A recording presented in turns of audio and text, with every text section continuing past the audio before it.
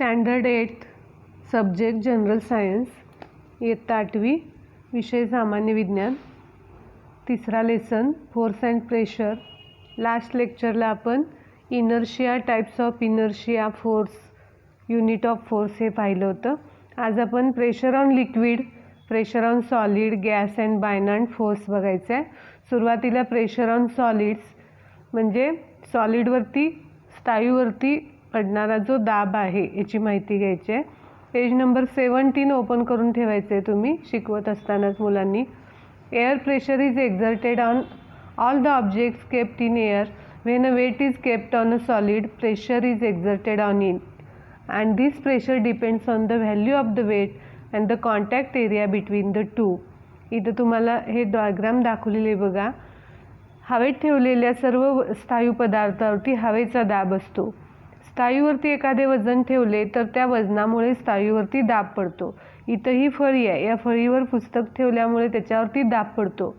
आता हा दाब कसा डिपेंड असतो तर त्या वजनावरती तर एक डिपेंड असतो किंवा त्या वजनाच्या संपर्काच्या क्षेत्रफळावरती, म्हणजे या फळीचं क्षेत्रफळ किती आहे, किती क्षेत्रफळात ते दाब विभागलेला आहे. वरच्या इथं 4 पुस्तकं लांब लांब विभागलेली आहेत त्यामुळे क्षेत्रफळ जास्त झालं. खाली क्षेत्रफळ कमी झालं त्यामुळे दाब काय झाला, फळीवरती जास्त पडलेला आहे याच्यामध्ये. यानंतर यामध्ये असणारे यूज युअर ब्रेन पॉवर हे इव्हॅल्युएशनसाठी नाही, वगळलेला भाग आहे. त्याच्याखाली प्रेशर ऑफ लिक्विड, ॲक्टिव्हिटी ज्या आहेत या ॲक्टिव्हिटी तुम्हाला प्रॅक्टिकल वेळी आहेत. नुसता समजावून घ्या आता पुढचा पॉईंट समजण्यासाठी. यामध्ये प्रेशर ऑफ सॉलिड्स याच्यासाठी पहिली ॲक्टिव्हिटी दिलेली आहे बघा. काय केलेलं आहे, इथं प्लॅस्टिकची एक बाटली घेतलेली आहे आणि रबरी फुगा ज्यावर बसेल अशा काचेच्या नळीचा एक तुकडा घेतलेला आहे आणि ही काचेची नळी या बाटलीच्या तळापासून 5 सेंटीमीटर अंतरावरती इथं काय केलेलं आहे, ही काचेची नळी जोडलेली आहे. आणि नंतर काय केलेलं आहे, बाटलीत थोडे थोडे पाणी आपण जसजसं भरत जाऊ तसं काय होतं, हा फुगा काय होतो, हा फुगतो. म्हणजे पाण्याचा दाब जो आहे, वरून येणारा पाण्याचा दाब जो आहे, हा दाब बाटलीच्या बाजूवरती सुद्धा पडतो आणि त्यामुळे तो दाब पडल्यामुळे फुगा काय होतो, फुटतो. म्हणजेच काय, the pressure of water acts on the side of the bottle. त्या बॉटलच्या साईडला काय होतं, प्रेशर जे आहे, पाण्याचं प्रेशर पडतं. दुसरी ॲक्टिव्हिटी आहे याच्यामध्ये, तर इथं अनेक बॉटल घेतलेली आहे. या बॉटलला सुईच्या सहाय्याने 3 छिद्रे पाडलेली आहेत, 1 2 3, आणि त्यामध्ये पाणी घातल्यानंतर पाण्याची धार बाहेर कशी येते बघायचं आहे.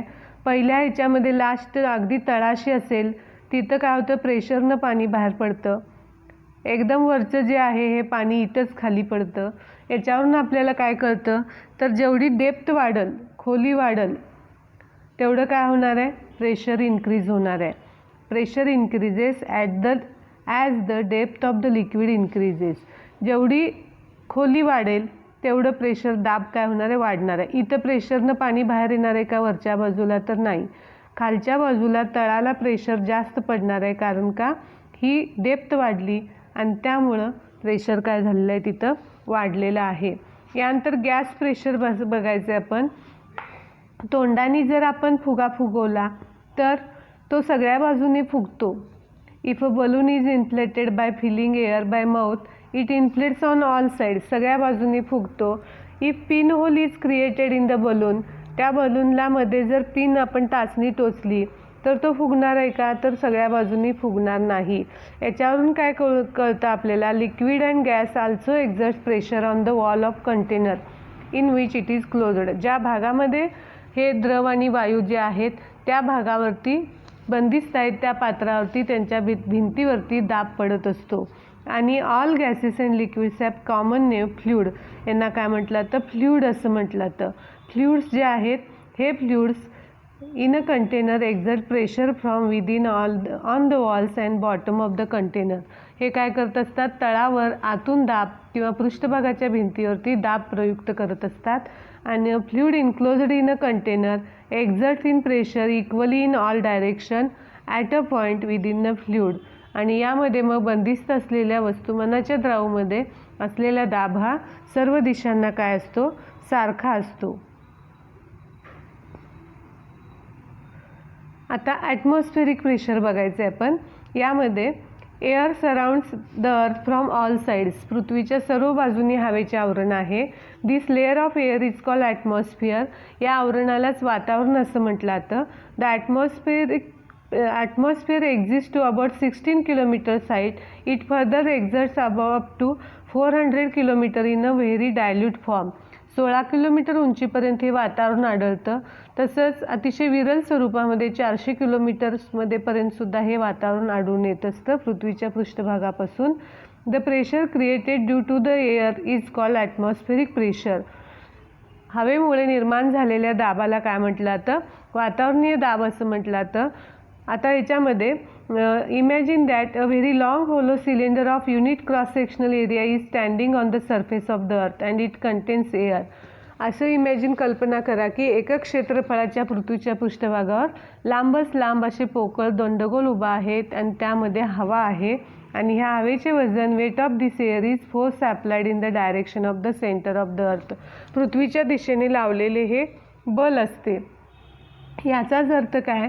Atmospheric pressure is ratio of this weight divided by area. आणि दाब म्हणजेच काय? वजन आणि पृष्ठभागाचे क्षेत्रफळ याचे गुणोत्तर असते. आता समुद्र सपाटीला असणारा जो हवेचा जो दाब आहे बघा, the air pressure in the sea level. इथं व्याख्या काय करता येईल बघा. The air pressure at the sea level is called 1 atmospheric pressure. समुद्र सपाटीला असणाऱ्या हवेच्या दाबाला 1 ॲटमॉस्फिअर प्रेशर असं म्हटलं जातं. आणि air pressure decreases as one goes up in height from the sea level. समुद्र सपाटीपासून जसजसे आपण वर जाऊ तसं प्रेशर काय होतं? त्याच्यामध्ये डिक्रीज होतं. 1 atmosphere equal to 101 into 10³ pascal और 1 bar equal to 10³ m bar किंवा 1 m bar equal to 10² pascal, यालाच हेक्टा पास्कल असं म्हटलं जातं. आणि मग atmospheric pressure is specified in the units m bar और हेक्टा पास्कल. म्हणजे ॲटमॉस्फेरिक प्रेशर वातावरणीय दाब जो आहे एम बार किंवा हेक्टा पास्कल या एककामध्ये सांगितला जातो. The atmospheric pressure at a point in air is equal from all sides. वातावरणीय दाब हवेतील एखाद्या बिंदूवरती सर्व बाजूनी सारखा असतो. हा दाब कसा क्रिएट होतो? How is this pressure created? If air exist in a closed container. जर एखाद्या बंदिस्त पात्रात हवा असेल, the air molecules in a random motion continuously hit the walls of the container. हवेचे रेणू काय होतात? गतीने त्या पात्राच्या बाजूवरती आदळतात. In this interaction a force is exerted on the walls of the container. या अंतर्क्रियेत पात्राच्या बाजूवरती बल प्रयुक्त होते and pressure is created due to force. आणि बलामुळे दाब तयार होतो. We constantly bear the atmosphere pressure on our heads. आपणही वातावरणाचा दाब सतत डोक्यावर बाळगत असतो. परंतु however the cavities in your body are also filled with air, arteries and veins are filled with blood. आणि त्यामुळे काय होतं? आपल्या शरीरातील पोकळ्यामध्ये सुद्धा हवा असते, रक्तवाहिन्यामध्ये रक्त असते, पाणी. Therefore we do not get crushed under water and due to atmospheric pressure as the pressure is balanced. पाणी आणि वातावरणीय दाबाखाली आपण चिरडले जाऊ शकत नाही. वातावरणाचा दाब काय होतो? बॅलन्स होतो, म्हणजे संतुलित होतो. The earth atmospheric pressure decreases with height from the sea level. म्हणजेच वातावरणाचा दाब जो आहे समुद्र सपाटीपासूनच्या उंचीप्रमाणे काय असतो? हा बदलत असतो. याच्यामध्ये इथं बघा ॲटमॉस्फेरिक प्रेशर दाखवलेले आहे. At the sea level the atmospheric pressure 101 into 10³ pascal is acting on table top of size 1 metre centimetre.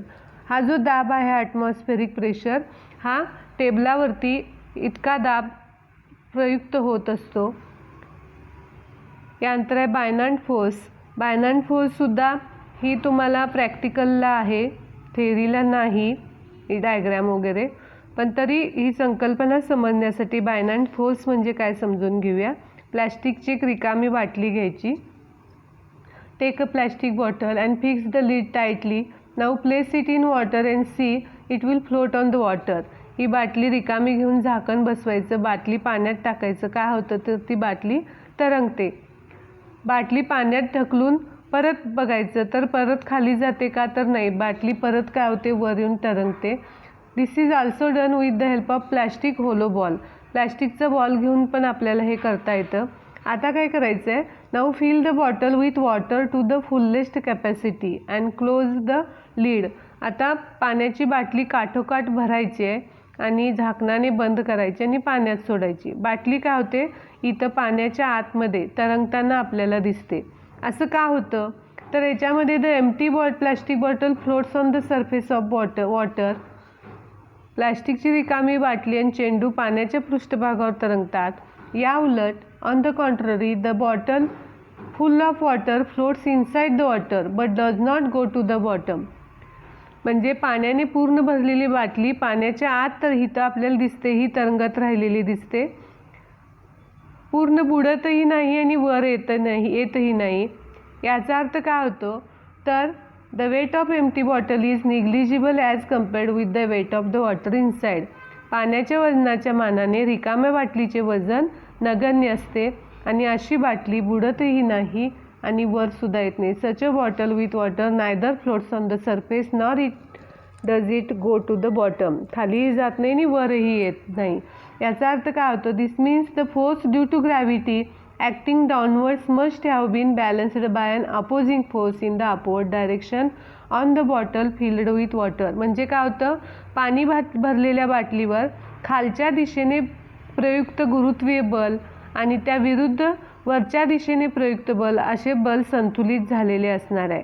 इथं काय होतं बघा, या बाटलीमध्ये इथून वरून याला बल कार्य करतं आणि याला खालून सुद्धा गुरुत्वीय बल कार्य करत असतं आणि हे दोन्ही बॅलन्स होतात आणि त्यामुळे ही बाटली इथं तरंगत राहते. हे बल बाटलीच्या कुठून निर्माण झालेलं असणार आहे तर it is originated from the water surrounding the bottle. बॉटलच्या सभोवतालच्या पाण्यातून हे उद्भवलेले असणार आहे. The upward force acting on the object in water or other fluid or gas is called buoyant force. पाण्यात किंवा अन्नद्रवात किंवा वायूत असलेल्या वस्तूवरती वरच्या दिशेने प्रयुक्त बलाला काय म्हटलं जातं, बायनॅन्ड फोर्स असं म्हटलं जातं. याला काय म्हणतात, बायनॅन्ड फोर्स म्हणतात. बायनॅन्ड फोर्सचे अजून एक्झाम्पल आहेत.